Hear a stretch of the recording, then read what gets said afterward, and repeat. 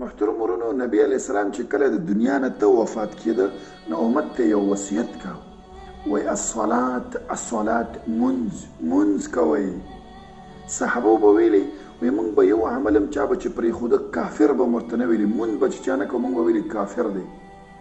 د امام احمد دا فتوا ده چې څوک یو مونځ نه کوي دا کافر دی. سعودي علما دا فتوا ده چې څوک مونځ نه کوي دا کافر دی.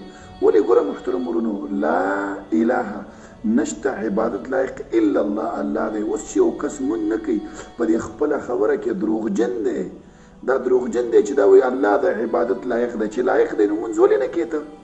ګوره مسلمان وروره، په دې ټول اسلام کې تا ته صرف دا یو مونځ پاتې، نور خو جهاد هم پاتې دی او نور اعمال هم پاتې دي. روژه چېرته په کال کې یو وارې ده، حج چې څوک وسه لري، زکات هم همداسې دی. نو یو مونځ تا ته پاتې دی، دا هم ته الله سبحانه وتعالی ته نه کې.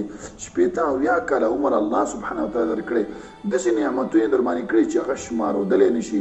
یو کس د سره ایله د دنیایي ښېګړه وکړي، یو لک روپۍ درکړي، ته به یې کلونو شکریه ادا کړي. او هغه رب العالمین چې ستا په بدن کې دا ټول بدن دی حساب که د بیلینهو خاوند دی، ته یو حصه د بدن خرڅوه په کروڑهاو به خرڅ شي، خو دغه رب ته سجده نه لګې.